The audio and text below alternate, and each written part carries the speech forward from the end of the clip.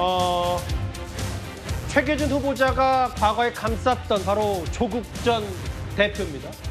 조국 전 대표가 사실 사면 복권이 되자마자 광폭 행보를 보이고 있습니다. 이게 사실은 일주일 좀 넘었는데 많은 정치 행보를 벌였거든요. 민주당에서 비판과 우려의 목소리가 점점 커지고 있습니다. 사면을 요구했던 여당 의원조차 말입니다.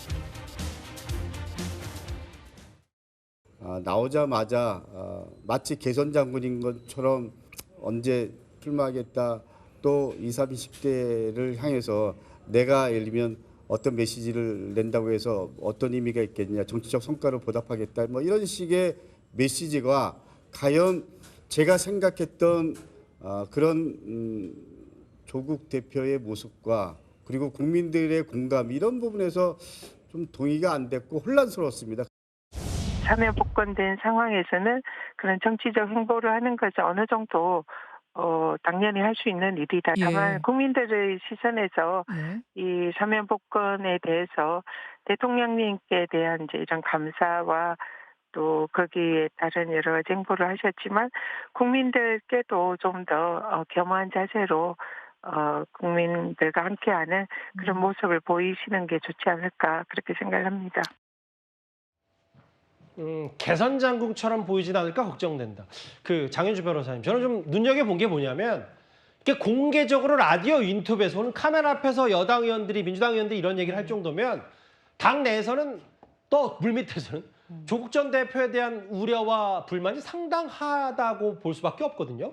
글쎄요, 뭐 상당하다라고까지 보기는 어렵지만 뭐 바라보는 시각에 따라서는 조금 더 다른 견해들이 나올 수는 있을 것 같습니다. 예. 사실 조국 전 대표의 사면과 관련해서는 사면이 결정되기 전부터도 많은 논란이 있어 왔고요. 또 정치권에서도 큰 파장이 있었던 것은 분명합니다. 그리고 여권 내부에서도 사실 뭐 조국 전 대표가 검찰권으로부터 과잉한 견제를 받고 그리고 과잉한 수사를 받았던 것은 분명하고 예. 또 사면을 해야 된다라는 부분에서는 찬성하지만 이번 특사에서는 사실 정치인들에 대해서 바로 사면을 하는 것, 이재명 대통령과 지금 정부에 부담이 되는 것 아니겠느냐, 이런 우려의 목소리도 있었던 것도 사실이었거든요. 예. 그럼에도 이재명 대통령이 결국 사면권이라는 대통령의 고유 권한을 행사를 했고 정치적인 결단을 내린 것이기 때문에 당연히 민주당으로서도 이 부분을 존중하고 있는 차원입니다. 예. 다만 그럼에도 그러니까 이재명 대통령 입장에서는 정치적인 부담이 있었음에도 조국 전 대통령에 대한 사면을 결정하고 그것이 지금 시행이 된 상황인데 일각에서는 조국 전 대표의 어떤 저런 앞으로의 정치 행보라든지 지금 보여지고 있는 모습들이 과연 국민적인 눈높이 또는 국민 공감대를 받을 수 있느냐에 대해서는 약간의 우려의 목소리도 있는 것 같고요. 그렇기 때문에 민주당 내부에서도 여러 의원들이 좀 우려의 목소리를 내는 것으로 보입니다. 조금 더 낮은 자세로 국민들께 겸허한 자세로 다가가야 되는 것 아니겠느냐라는 우려의 목소리 인 것인데 예. 사실 이 부분은 조국 전 대표가 앞으로 정치 행보를 하면서 본인이 정치적인 책임을 지고 본인의 행동이나 결단을 할 몫이기 때문에 뭐 민주당에서는 뭐 우려의 목소리 정도만 나올 수 있는 것 아니겠나라는 생각도 듭니다. 뭐 자숙이 좀 필요하지 않냐, 너무 개선 장군 같다라는 취지의 얘기. 근데 이제 일단 오늘이 22일이니까 이현종 의원님 쭉 보면 노무현 전 대통령 묘소도 참배하고 호남 지역도 가고. 근데 아마 제가 느꼈을 때 민주당 내부에서 뭔가 좀 더 불만의 수위가 높아졌던 건 사면 복권이 되자마자 이제 출마 얘기를 하니까 아마 그런 부분들이 여당 의원들의 불만을 좀 자극한 것 같거든요. 그러니까 아마 이재명 대통령도 굉장히 고심을 했을 겁니다. 해주긴 해줘야 되는데 언제 해줄까에 대한 고민이 있었을 거예요. 예. 그러니까 지금 제가 알기로는 아마 민주당 여권 내에서도 이번에 8.15 때 하느냐 아니면 크리스마스 때 하느냐 이걸 두고서 굉장히 갑론을박이 있었는데 예.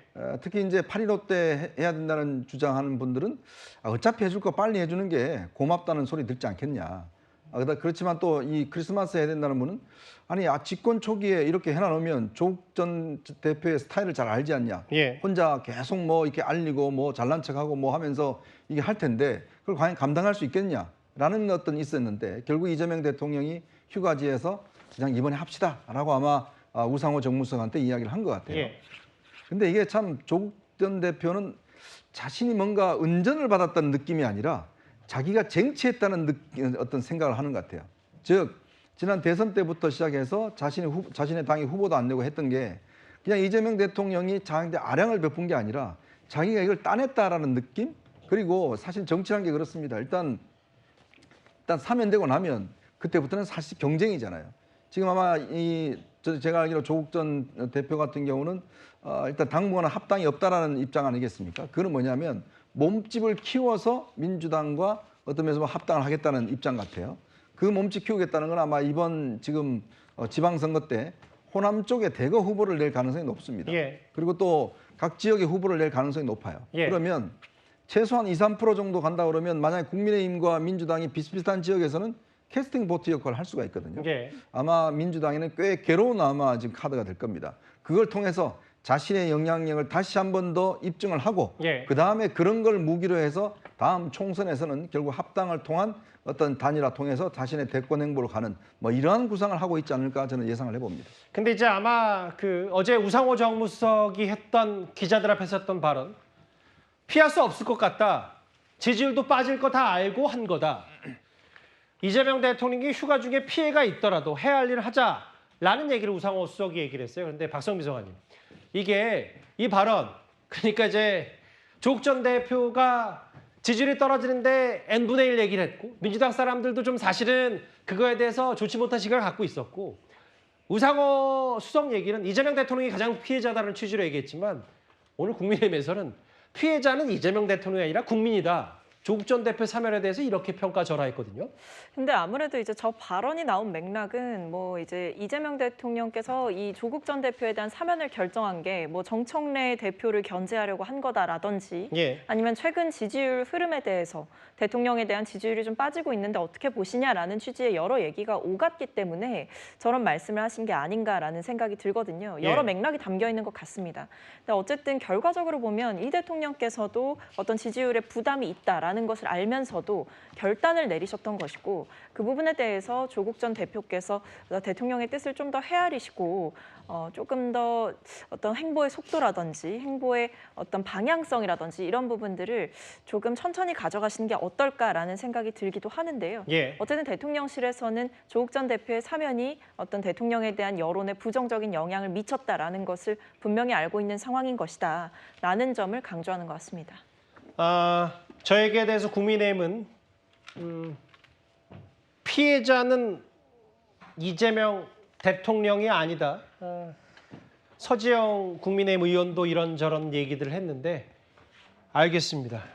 여도 당혹했다는 조국 전 대표의 이 얘기.